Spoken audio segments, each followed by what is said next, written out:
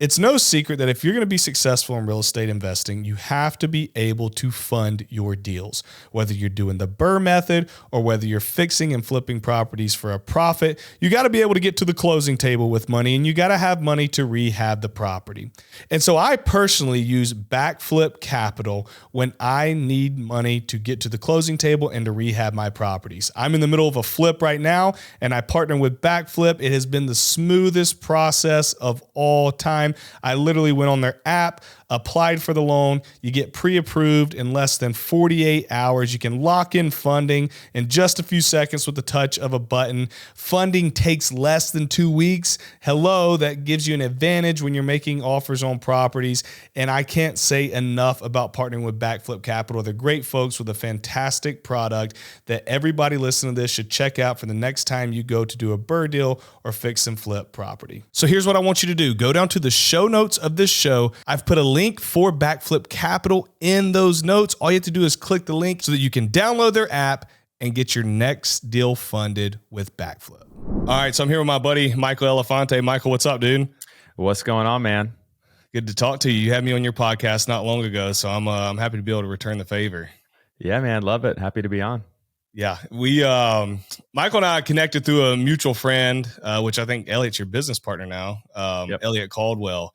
And we're all baseball guys. So we won't bore you this entire episode talking about baseball. That'll be another podcast. But I know it's a big part of your journey, you know, to get into where you are. I know for me, sports played a huge impact into where I am today. Just the lessons you learn that translate into business and, you know, real estate and everything else we do. So give everybody a little backstory, you know, just who Michael Elefante is outside of the real estate world, because we're going to dig all into that here in a second. Yeah, man, for sure. So I grew up in North Carolina. Just my life revolved around sports. Just lived and breathed, you know, basketball, baseball every day. Played baseball through college at Elon University and was really hoping to play professionally, just like everyone else kind of has that childhood dream. I had some interest, had some injuries, and ended up not panning out. And I had graduated in 4 years, but I had redshirted a year. So I was debating going back to school or not. And I was hoping to get drafted, didn't get drafted. And I had a sales job at a company called Hulux Medical. I was basically pre-selling this device that was going nowhere. But anyways, it was door-to-door sales and no idea, no mentorship, no idea what I was doing. Didn't make a single sale, didn't make a single dollar. So I was like, I got to make some money while I'm down. It was South Florida. And I was like, oh, I guess I'll go back to school. Applied for a ton of jobs, ton of internships down there. And only like 2 people interviewed me. It was Chipotle and Dunkin' Donuts. Here I am, swear to God, with like a 3.9 or something GPA with a finance degree in hand. And Chipotle didn't even hire me. They hired some high school person without their GED. Yeah. And Dunkin' Donuts hired me like $7.35 an hour. And here I am at 5 a.m. pouring coffees. And I didn't really care that much of the time. I'm like, you know what? I'll just go back. I'll play another year of baseball, whatever. But just grinding it out. And then I would go try and sell that product in the afternoons. And I'd go work out and just repeat the next day. And just a wild summer. Kind of really threw me for a loop. Kind of put me on my butt. And like, geez, like after baseball, what am I going to do? Like I just tried to get jobs. I have a finance degree. I thought I was a smart dude. And it's hard. So went back, played another year, and then got an entry-level sales job at a company called Sirius Computer Solutions. And we were basically reselling, you know, we're the middleman between manufacturers like Cisco, IBM, those big companies, and then the end users. So whether it be like a hospital or college university that needs tech, and we would sell solutions for them that met their needs. I had no idea what I wasn't even selling. I was cold calling 70 to 100 people a day. Oh, they just said, pound the phones. I'm like, who do I call? They're like, here's a list. Go find people to call. And I'm like, the hell? Like, I don't know what I'm doing. I quickly had this really bad taste in my mouth in sales, like no mentorship there really early on. So kind of cut my teeth there, making $35K a year, had no money. I'm living in Dallas. So, I was very frugal, had a budget, saving like $200 a month, putting some money in a 401k, and like $35K sounded like a lot to me once you sign that paper. But after Uncle Sam comes, you put some money away to investments, and I had $200 a month after like my rent, which was like $900, and I was like, how am I supposed to have fun and live in Dallas? I have this cool big city I've never been to before, and I have $200 to my name. Like, that's how I quickly understood, like, wow, people, you could be paycheck to paycheck pretty easily on your own without a spouse, without kids, other mouths to feed. So that was crazy. So worked my way into inside sales, making 48K a year plus some opportunity for commission. I think I made like 70 something thousand. And I Big time realized that, now. yeah, big time. So big time that I was actually also side hustling, working at a vineyard. I was like, I don't care what it takes. I'm just going to grind, I was working at a vineyard Friday, Saturday, Sunday, making more money after taxes than I was pre-tax at my sales job, that for 35K, pouring wine and like being a sous chef.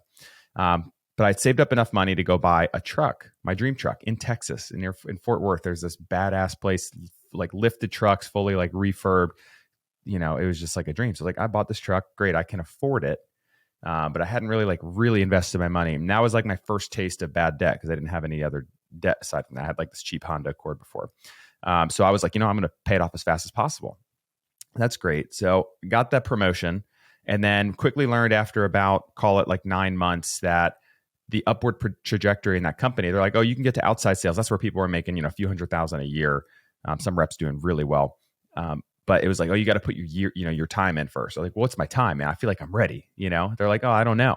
Some 3-5 years. And I'm like, bro, I'm not doing this job for 3 or 5 years. There's no way. I can't do it. And I'm not a complacent person. And I think having that background in sports helped me get through sales, because you have to deal with failure and adversity a lot. But 2, like always wanting more, always wanting to hit that next level and achieve more. So I realized, hey, my goal isn't to be a career person at Serious Computer Solutions. My goal was to hopefully make more money. And then I didn't even know I wanted to invest yet, but that's when I started to listen to podcasts, read books, Rich Dad Poor Dad, all that great stuff, watch YouTube videos. I was like, I'm going to invest in real estate. I don't know how, but I'm going to do it. But I realized I need to start making more money, focus on my income. So I applied for a bunch of jobs, learned how to network on LinkedIn, like networked my ass off day in and day out, got an interview at Google. And I thought that was like, Lord, I made it. I got a job at Google. I did a project on Google back in my junior year of college about the work environment. And it is exactly what it's caked up to be. They treat employees very well, and that keeps them there. But I mean, you walk in, there's chefs there giving you breakfast, free breakfast, like platters, like 50 feet long of food options. It's crazy. Soft serve ice cream, like everything you could imagine, breakfast, lunch, sometimes dinner out in the California campus. I was like, this is great. But I quickly realized I still didn't have fulfillment in what I was selling. I was selling Google Cloud. It was great company, whatever, great people. But I was like, man, this isn't it. So I left that job and had an opportunity to get to outside sales. That was ultimately what the goal was. I was inside sales at Google too. So I got an outside sales job with a on-target earnings of like 200K. And that was like by far the most money I ever thought I could make. I remember like a couple years before that, I was like, if I could make 200K, I remember talking to a rep that was making that much. I was like, man, I don't even know what I'd be doing. I'd be living the life, bro. Like, this is it. I've arrived, know? I remember my goal was like, bro, 6 figures. Yeah. 6 figures. Six figures by 30. That was like my goal in college. Yeah. Same here. It's like 200K was like, no, I'll never get to that. But if I even just got to 100K, like life is changed. Then you get to 100K and you're kind of like, I need 200K. Yeah. Well, it's funny, man, because people me included, set glass ceilings for ourselves. Yep. You say, this is it. Like, only if I could achieve that. And then once you achieve it, if a lot of people, you could achieve it faster than you think. And then you're like, holy shit, like that's possible now, So it's really opened my eyes to like, oh, $1 million a year. What about 10 million a year? Like it gets more real and possible the higher you get, but you have to like transition the way you think about money and investments, which is what I'm about to get into here. So long story short, I worked my way up the corporate ladder, started making a bunch of money, paid off my truck as fast as possible, out of debt. And I was like, all right, I bought my first house in Nashville with my wife, and we're ready to get our first investment property. Okay. This is the end of 2019. We lived in Dallas, Austin, and Nashville. Lots of great tourism and reasons to visit those cities. I learned more about short-term rentals and Air B&B. I'd stayed at a couple of Airbnbs when we were looking at houses to buy in Nashville when we first moved there for my new job. And I was crunching numbers. I'm like, how are they making this much per night? Like, what is their mortgage? And I was like, if this is true and they're rented out like 75, 80% of the nights, they're making a freaking killing. Yeah. So then I just started to crunch numbers. And you guys don't have to overcomplicate this. When I was first getting started, I was like, I just have to understand what cash flow is on this property. revenue, what are my expenses, what's the mortgage, this is how much I'm left over with. I think that's what attracted me, and you could probably contest to this, JD, but real estate, it just made sense because it's simple. It's a simple formula, what it comes down to generate cash flow. So the numbers made sense, and I finally just built up enough courage because I was like, I cannot sell tech anymore. I'm not passionate about it. Like, I just can't do it. I'm doing a disservice even to my customers. Like, I'm not going out of my way to like go the extra mile. I was doing enough to do very well, successful. Got that first property. Within the third month, we were set to cash flow like $7,000 in a single month on one property. That was the light bulb moment. I was like, dude, I'm all in. I don't even care what I have to do. I'm going to get another property in like 2 months. So we went under contract for a second because we liquidated our retirement accounts. My wife and I were like, you know what? We're all in. This is our path. Sold it. We were like, you know what? I was maxing out my 401k, her IRA. We had saved up a good chunk of money in there. And I think our goal wasn't to work until we were retiring at age 70. Our goal changed to how can we become financially free faster? And if we can leverage that money or equity within those investments and move it, and even if we have to pay that penalty into a property that can generate a much higher ROI, we were all in. So there's risk associated with it, right? We did that, and then COVID hit while we were under contract, and the lenders tightened up a little bit. We still proceeded with it. It was both properties were in Nashville, so it was a little slow for a while, but we were still all in. I was probably more optimistic about how COVID would impact the travel industry, but fast forward, we got a third property, just saved up, again, savings from work, some cash flow from those properties in October of 2020. So now we're at 3.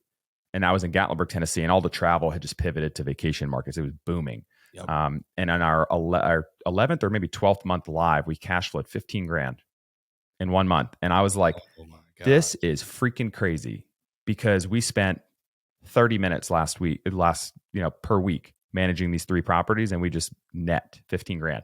That's not including principal balance paid down by, paying off the loan. The guests are technically paying any appreciation, any work we did to the properties. That was just cash flow net. That felt so good because I didn't have to like grind on the road at sales calls. So that was like, we can do it faster. Like, we just technically can live off this. It's more than enough, but where can we take it? What if we got 10 properties, So quickly scaled to a 4th. And we actually partnered with somebody who we met in Nashville, who was a house flipper and home builder. We said, well, let's find a property that we could do big rehab on. You focus on the rehab. We'll focus on the design and management. That was our first taste of like a true BRRRR, which I know you're big on. Mm-hmm. And we didn't do like a hard money traditional BRRRR to buy it cash, but we bought it with 15% down loan, spent our own cash to rehab it and furnish it. That place cash flows over $100,000 a year. And we pulled out 2x the investment. I think we invested over $200,000. We pulled out nearly $500,000 out of that in a year. So you got everything back plus everything back. So it's just, and the market was going up. Of course, that helped, and we added some value to the property. But we had 4 properties. Just to kind of bring this full circle, we quit our jobs in April of 2021. Traveled in a camper van for a year while managing our 4 properties from our phone, working like an hour a week. Wow. And I was like, this is nuts, And the cash flow potential of short-term rentals is what gets me so excited. There's so many great ways to invest in real estate, but for me, the cash flow is what sets you financially free, and then ownership long-term is what's going to set you up, to build your wealth and increase your net worth over time. So fast forward to today, we're out of the van, now have a daughter. So we had to either get a bigger van or a house. So we how that happens. Yeah, that happens. Yeah. But that was cool. So during our van trip, we acquired 2 more properties down in South Florida. And then we're about to launch the newest one in Asheville, North Carolina, which is our biggest and baddest property yet. So that should be launched here this spring in 2023. Man, This is awesome. It fires me up. This is somebody who's doing it. He's done it. He's doing it. He's financially free.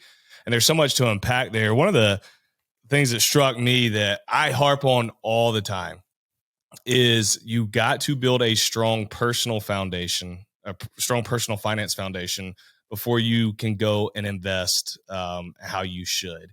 And you said, hey, made a dumb mistake getting into this truck loan, got debt that I don't need. You clean that up, and then you're ready to go. So many people that I talk to, you probably come in contact with these folks. They want to invest, and they'll reach out to me, and I'm say, how much money do you have in the bank? Well, we got $1,000, and I'm living paycheck to paycheck. And I'm like, I can't consciously tell you to go invest in real estate right now because your personal finances are they're whack, so we got to get them cleaned up. And I think that's important for everybody listening. And if you're at that stage where you're cleaning up your finances, that's okay. I know for me personally, it took from 2013 to 2018. I sat and just paid off debt. I came out of Charleston Southern with over $60,000 in student loans, had accumulated more. And I knew, could you invest in real estate while having that much debt if you got enough income coming in? Yeah, you can. There's a good argument for that there, right? But for me, I said I wanted to do this on a solid foundation, and that was getting rid of consumer debt for us. And then the second thing you did, which I think a lot of people give up on before they ever try, was you increased your income. Income is the fuel that generates wealth. And the more of it that you have, the more capital you have, the faster you're going to be able to become wealthy. You're going to be able to become wealthy. And so you were able to buy multiple properties because, number one, your finances were cleaned up. You didn't have all your money going out the door to debt. And then number two, you worked overtime to build up your income. You started pouring coffee for $7.50 an hour at Dunkin' Donuts. And then you were making 35 grand a year. Then you bumped it up to 77. Then you just kept climbing. Next thing you know, you're making 200 plus, probably more, but it took time. And so many people have this notion that I can't make more money, or I'll make a post about increasing income. You probably do the same thing. And somebody will comment, oh, just make more money. That's great advice. It is freaking great advice. 100%. Go make, you can do it. There are people who will value you and your work more than whatever you're being valued currently. And you would probably sit here and say, if you were making 35 grand a year still, you probably don't have 7 Airbnbs. No, zero chance. Again, there's ways to start with less money, rental arbitrage, co-hosting, which I encourage everyone to do while they're boosting their income. But you have to understand, if you're making 35, 50K a year, let's say you're saving 500, $1,000 a month max, maybe a little more, I don't know, after your expenses. Now, if you can get that to 100K a year without letting lifestyle creep set in to increase your expenses to match your income, now all of a sudden you're saving $4,000 or $5,000 a month. If you're doing rental arbitrage, with Airbnb, meaning you rent and get permission to sublet and re-rent, and you just need 10K a property to generate 1 or 2K a month cash flow, you can get a new property every other month just from your income if you can boost it. So you have to start thinking like that, and you're so right, JD, in saying that, like, I forget the exact word you use, but scaling your income is only going to accelerate your journey to build having a good foundation, but accelerating your path to building wealth and cash flow. It's only going to accelerate that. So I think, some people get caught up in, I'm just going to quit my job and just do this as fast as you can. But if you can scale kind of both simultaneously, it's just going to get you to a point where you're comfortable jumping ship that much faster. Yep. Yeah. And it gives you a security too. When you go to invest, remember when I first started, starting to invest while you have a job is a superpower. Yep. It really is, because it allows you to make these decisions, especially when you're new. I know a lot of folks have fear when they buy their first property. I know I did. You probably had some butterflies in your stomach when you went to buy that first Airbnb. You don't know what you don't know. You don't know how it's going to perform. And so if you're able to buy this investment property, but okay, based on these numbers, I should be cash flowing, $1,000 a month, $2,000 a month. But even if it breaks even, or even if it costs me $100 a month and something crazy happens until I can sell it, I have this job here that is this safety net. And it really gives you leverage to be able to go and buy with confidence and not have to worry about the world come crumbling down on you should you have a major incident, which doesn't hardly ever happen. Just saying worst case scenario, when you buy that first rental property. What was your process of deciding to go straight into Airbnb? For me, I have all types of real estate. Started with long-term rentals, transitioned into short-term rentals. I have Airbnbs, transitioned into adding a little mobile home park to our portfolio. I'm still looking for Airbnbs, adding long-term rentals all the time. And some people only do commercial, some people do syndications. So there's a lot of different ways you can go, and you really can get squirrel-brained if you don't zone in on one. So what was your process like for saying, okay, I'm choosing Airbnb, putting these blinders on, and we're making it happen? Yeah, so I was a big Bigger Pockets listener, and I think a lot of the legacy long-term rental investors are like $200 a door. $200 to $500 a door. I'm just going to scale that puppy. Well, if you do the math on that, I needed like what, 10K a month cash flow. That was my goal. I'm basically financially free if I can hit that. Yep. And I would need what, 50 doors at $200 a door to hit that. I could hit that potentially with 1, 2, maybe 3 short-term rentals. So for me, it was just more achievable when I thought about it like that. I don't need 50 little single family homes. I don't need a 50-door apartment complex. I just need 1 to 3 really good short-term rentals. And what's cool about short-term rentals is you can focus on differentiating yourself in a way that you really can't necessarily in long-term rentals. And what I mean by that is you can have a much nicer long-term rental, but the difference between a really nice long-term rental and a mediocre one might be an extra $1,000 a month in rent, maybe 2, I mean, unless you're talking about like super luxury penthouse, right? With short-term rentals, if you can achieve an extra $100 to $200 per night based on the experience you provide guests, and you're occupied an extra 10 or 20 or 30% more, that can be thousands of dollars per month.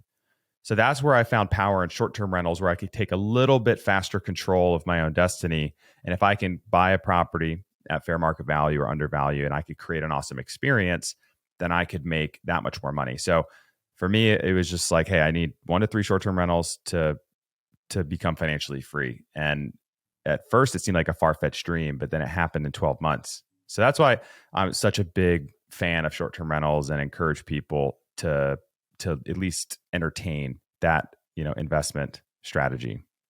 That's spot on. And to give you guys some context, if you're not sure how funding can go, when you're buying Airbnbs, oftentimes you only have to put 10% down. Not all the times, but a lot of times you only have to put 10% down.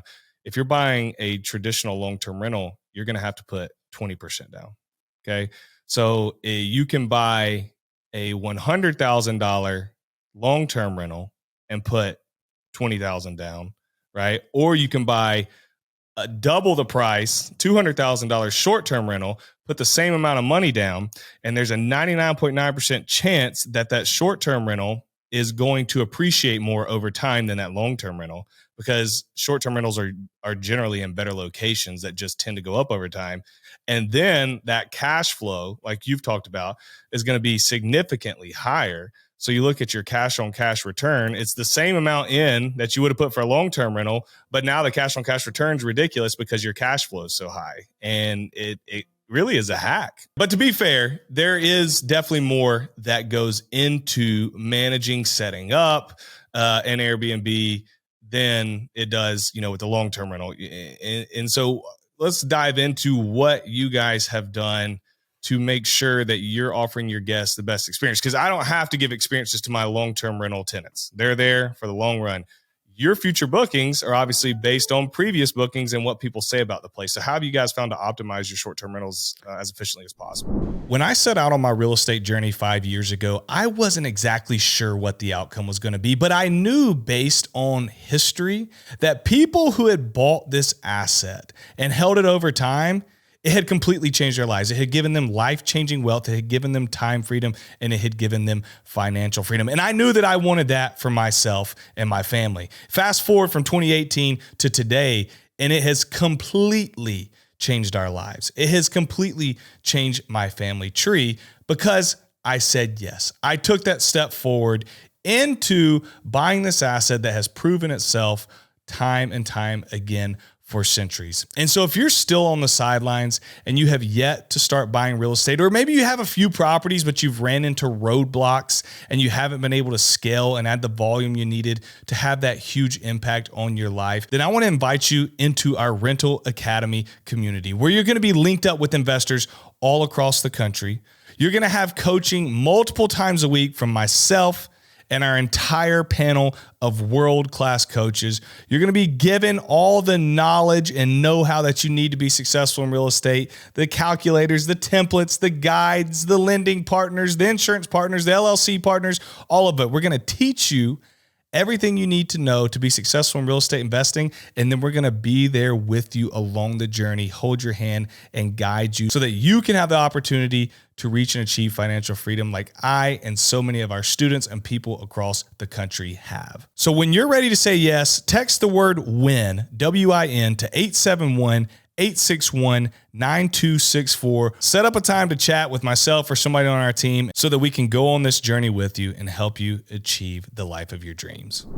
Yeah, a lot goes into the research up front. Like any great investment, I mean, you're going to make your money from the research up front, like when you actually buy. But short-term rental is what you do to it too. So location obviously is critical, and it's not just what market, but what zip code, what neighborhood, what street in that market. All that data is available to you. So I want to understand where are people visiting, what types of groups are visiting, and why they're spending more money on a specific location per the reason they're visiting, and how can I cater to them to book my place versus others. So think like a Nashville, Tennessee. I live there, so I'm very familiar with that market, but tons of bachelorette parties, bachelor parties, special occasions, big sports town, concerts. So I was just picked a group. I was like, I want to cater to bachelorette parties for my first one. And because I've seen how many groups of girls are out there, and they'll spend buku monies for an awesome experience, right? It's memorable. They're willing to spend it for a photo moment, for a video moment that they can cherish forever, and then share with everyone online. Like, look at my bachelorette party, right? And it sounds like we're all kind of selfish at heart in that regard, but like you want to have the best experience when you go on those special occasion trips.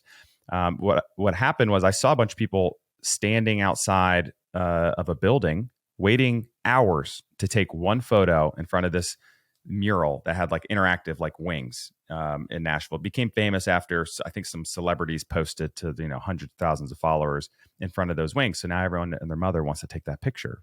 I'm not kidding. Saturday morning, there might be 300 people waiting in line, and there's murals all over the city now. Wow. I was like, what if I could take that experience inside? So it's kind of like a risk. I didn't see many other people doing it at the time. Now a ton of people do it. I'm probably part to blame, but we had like this mural artist do these butterfly wings, branded it Butterfly B&B with Nashville written above it. And I said, I want the colors to be this, this, and this on the wings. And I want it to look like this. And he crafted it perfect and pasted on the wall. And we get majority bachelorettes that book that place. And they're willing to spend a premium because they want that photo for their group and for the bride. Wow. So we're able to charge almost 2x what our neighbors charge on prime weekends throughout the year. So like March through October, right? That's why we've been so successful in that property. So we just kind of like, you have to have a really keen understanding of why people are visiting, what they're visiting for, what they're willing to spend more money on. The data's out there. So then to transition into ongoing, a lot of that work goes on the forefront, the research and the execution.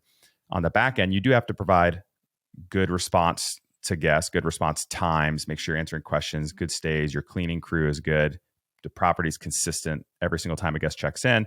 You provide a good experience and earn better reviews. That all plays into the algorithm and ranking higher, getting booked further on out in advance, and being able to charge more long term.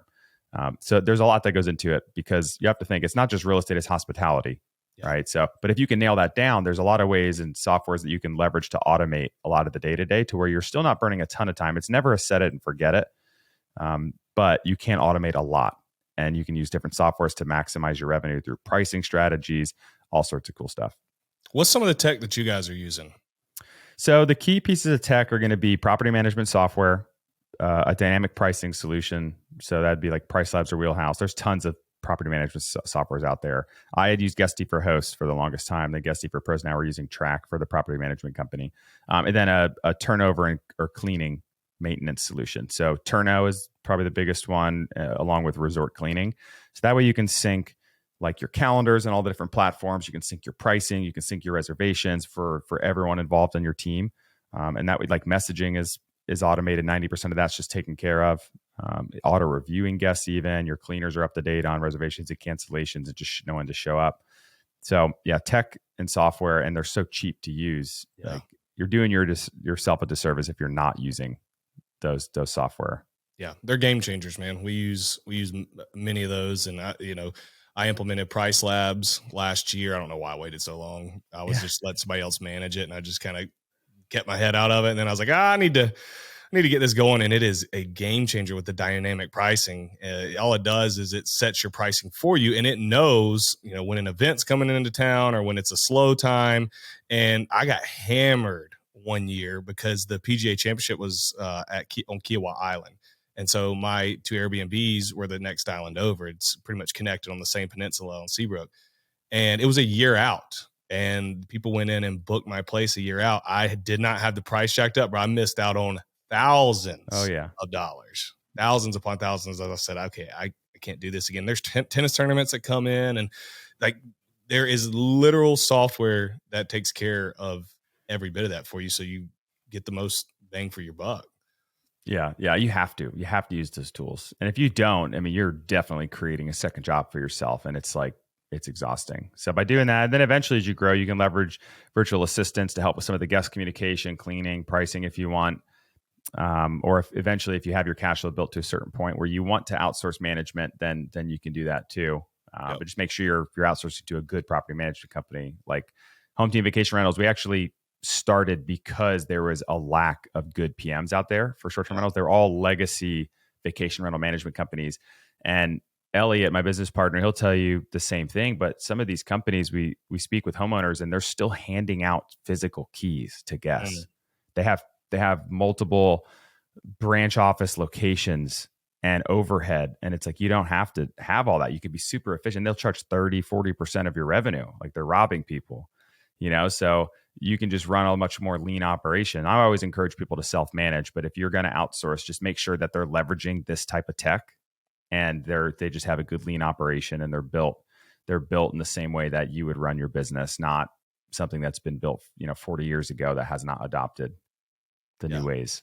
Spot on. That is spot on. What would you caution folks that want to jump in? They're going to jump into the Airbnb space of like some of the biggest roadblocks or headaches. For example, ours, when we first jumped in, I bought my first one in 2019. That was before the big wave of everybody buying Airbnbs. I think you got in 2019. And so there weren't quite, maybe there were more resources and I just wasn't paying attention to them, but not like today. And so for us, a big headache hurdle that we had to overcome was cleaning. We really, really struggled to find, hold accountable, and manage cleaning teams. And we probably went through 3 or 4 until we finally landed on one. And she's been there for, 2 years now. But we had plenty of times where guests would show up. Everybody's probably had it. You've probably had it happen. And the place isn't clean. Yeah, one happened recently. And it's, mistakes happen, or tech every once in a while. If you're moving from a software to another, there might be something that drops in communication. And some guests are understanding and they're like, hey, it happens. As long as you make them whole, like, hey, we'll refund you the cleaning fee or the first night. Like, so sorry, take care of them. But yeah, I mean, if it happens consistently, like you got to kind of hire slow, fire fast type of thing, like any business. And good cleaners are going to be the lifeblood of your short-term rental business. And it's not new. I mean, cleaning's probably has always been a problem, especially if you don't have like a hotel or like a ton of properties in one market where you have people checking on the cleaners, checking on the property constantly. So if you're remotely managing, your cleaners are everything. So make sure you pay them well. I always encourage people to tip their cleaners, or encourage the cleaners to leave out a QR code or something for guests to tip them for a job well done. So they are monetarily motivated to do a better job and ensure that things are buttoned up. Even maintenance things. Hey, if something's messed up, let me know, because I don't have like a local PM going in the property every week like you are. So make it worth their time. And usually if you find a good working relationship, like you said, hold on to them for dear life. Yep. We put together a little checklist for our cleaning team for little things to look for, because we're the same way. We don't have a property manager on site, so we'll pay them a little bit more. And then we're like, hey, just once a month, can you check batteries? Can you check light bulbs? Just keep us updated so we can be on top of that. Most guests are pretty cool about it. If they get in and a light bulb's out or batteries aren't working, whatever the case may be, we'll have the cleaning team run and get them and compensate them for it. But I think anytime you can stay on top of that, it only helps. But then on the flip side, I was having this conversation with somebody the other day, when the catastrophic, quote unquote, happens, when the bad happens, when somebody shows up and the place isn't clean or something happens at their stay, don't freak out, because Michael and I both are in sales. And one of the things you quickly learn in sales is when something bad happens, when there's an objection, you can turn that to make yourself look like the hero if you handle it the correct way. And you'll probably actually give yourself a better chance of getting a 5-star review, because these people will feel connected to you. Like, heck yeah, Jaron took care of me. Michael took care of me. I'm going to leave them a heck of a review. Whereas if somebody comes and they have a good stay, right, they just, nothing good or bad happened, they go on their way, and they may never even leave you a review. So don't necessarily freak out when those bad things happen. Just handle them correctly. Err on the side of going the extra mile for that customer, for that tenant who's coming in. And, you'll set yourself up for success. Yeah, no, that's a great point. I think someone once told me recently, this is in regards to even like sales on sales calls, but this applies directly to any customer service is if you make it a big deal, they'll make it a big deal. Mm. So if they're making something, oh my gosh, it wasn't clean, you have to be calm and kind of downplay it. And not that it like downplay it like, hey, it happens all the time, but like you got to just be calm and like, hey, we'll get you squared away. Right. I mean, same thing on any other customer service thing. If you're like, oh my gosh, that never shouldn't happen, and I'm so sorry, just going nuts, like they're going to also make it a big deal just intrinsically because that's the vibe you're passing on to them. Yep. No, that's a really good point. So we're in this wild market. Everybody's crazy right now. Prices have been high. Interest rates are high. What is different in the Airbnb market now compared to when you started buying? When I started buying in 2019, prices were lower, interest rates were lower. It's a lot easier. But we have to pivot as investors. Doesn't mean you just stop buying. I made an offer on a property today, just bought two a couple months ago, like constantly buying. What strategies would you encourage listeners to adopt in this market? Where do they look? Where are good places to go find? What types of homes, big, small?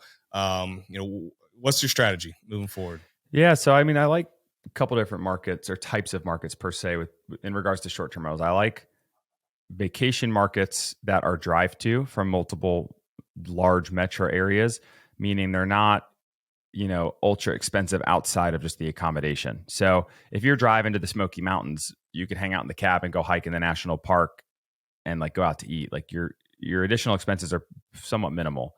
However, if you're flying to Aspen, Colorado, you have to pay for flights and lodging, and you have to pay for ski tickets, and you have to spend money on dining out and entertainment there.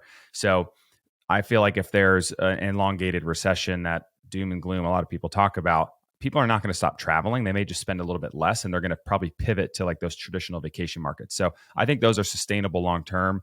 The other thing is in urban areas, I like high growth cities. So small to medium sized cities that are on a trajectory to become a big city in 10, 15 years. So it's also going to be a great hold long term, not just for the cash flow, but you also have to think on top of vacation travel, tourism, if there's a city that's growing, there's usually business that's coming to the city or business growth that brings workforce there, that brings people flying in for business meetings. They need places to stay.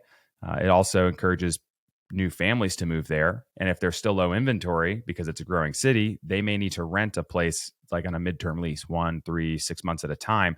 So not only can you rent on a short-term basis, but you might be able to rent kind of on a midterm basis as well. But one thing to watch out for, especially in urban markets, is understand local laws and regulations. The last thing you want to do is go under contract for a property and then come to find out you're not legally allowed to short-term rent it or midterm rent it. So you have to have a good understanding of that out of the gate. But those are like my two basic criteria. Just keep it super simple.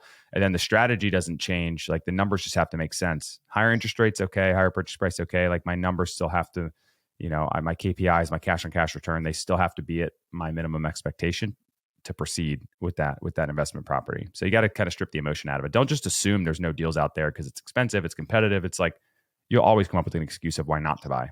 Yeah. It's very rarely do the stars ever align in real estate investing to where interest rates are low, prices are low, and there's no competition. It doesn't happen. And usually if prices are low and interest rates are low, it's because there's probably like a recession or something crazy like COVID happening where everyone's being told like this is the end of the world in some way, shape, or form. So do you think you're going to have the courage to try and catch a falling knife when everything's tanking? Everyone's like, I'm going to wait till crashes fall. I'm going to wait till the stock market tanks. It's like, really? Stock market's down 50%. Month over month, it's just bleeding.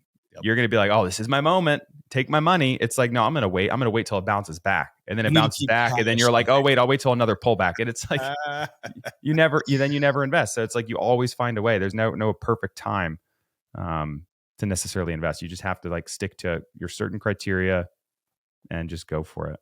It's all about the numbers because that allows you to remove emotion. Because if you buy or try to buy off emotion, you're going to get screwed because you're either never going to buy or you're going to buy bad, and it's going to come back to haunt you. How do you go about making sure your numbers make sense? What are some of your tools?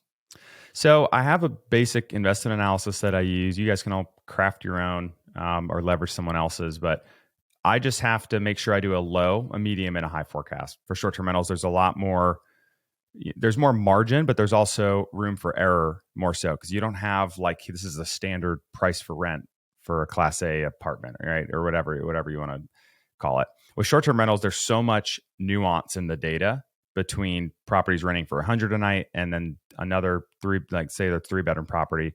There's other 3-bedroom properties renting for 1,000 a night.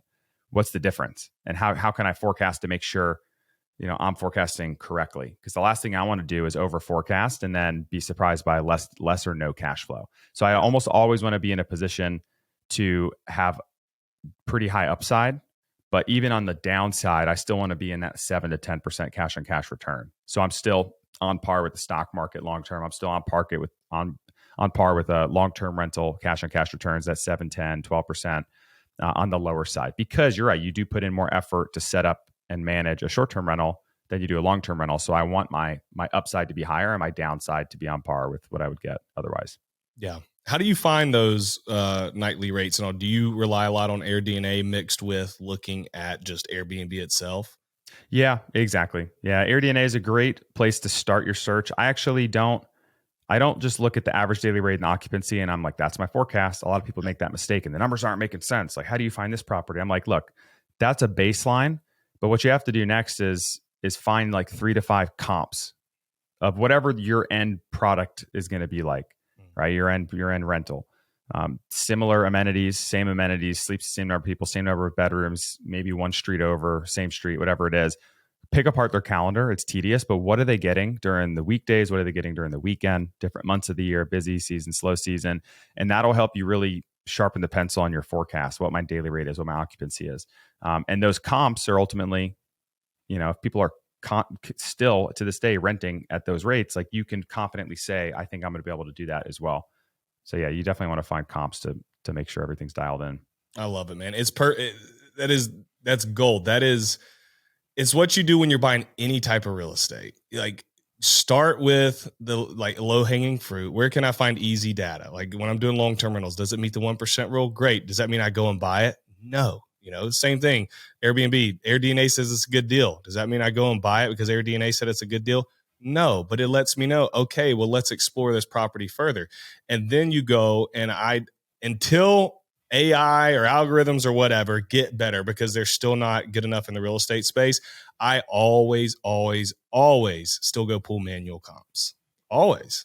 Look at Zillow, for example.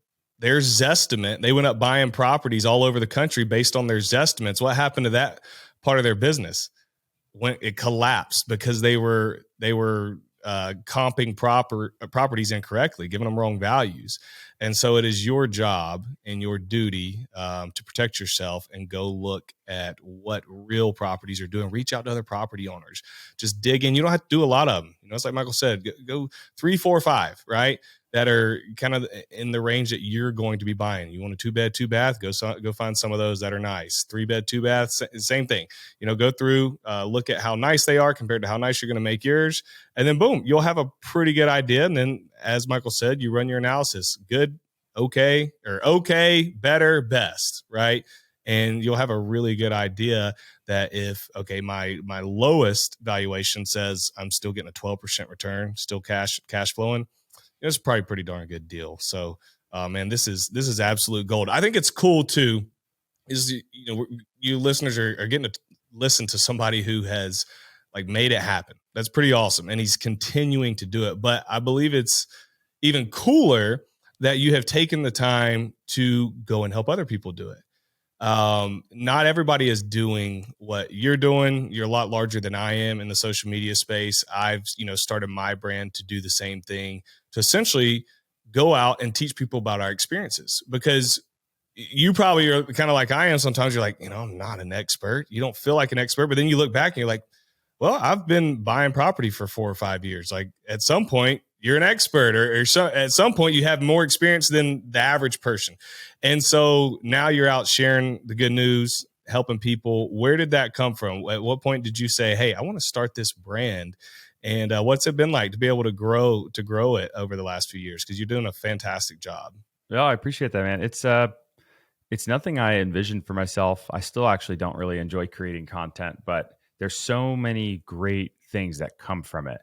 Um, just helping other people, which again, I didn't think I would be able to consider myself an expert in something like this years ago, but now here we are, and I've been able to help, over 1,000 people directly, and indirectly, probably tens of thousands, hundreds of thousands of people more that just Millions. reach out, and be like, man, even if it was just encouragement, you showed me like some of your real world experience. Here's what you're cash flowing, and it gave me the confidence to start. And I'm like, that's badass. Like, that's amazing, because a lot of people are stuck in the rut of thinking, this is it. This is my life. I have this job and I'm going to retire at 70 or 80 years old if I can.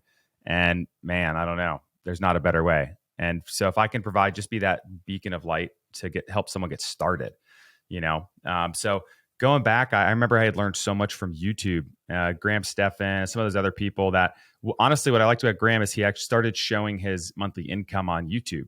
So, selfishly, I was like, well, what if I could build a following on YouTube and make money from AdSense? Like that was so small minded at the time. I was like, that'd be cool. Well, let me just start by sharing with what I'm learning, because that's what he did with real estate. Yep. So I was like, when I bought my first property, a month later, I started posting on YouTube. How much could you make on Airbnb?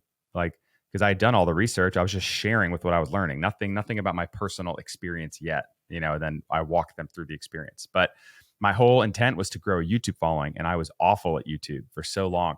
So then I started posting on TikTok, and I was like going to do a little challenge with a friend of mine. Let's one video a day for 30 days. Each one had different goals. One was to funnel leads, new people to his podcast to kind of just build awareness. One was to LinkedIn. Mine was to YouTube. And I got like 10,000 followers on TikTok in like a month or two. And I was like, this is crazy. I have 1,000 subscribers on YouTube. It's been a year.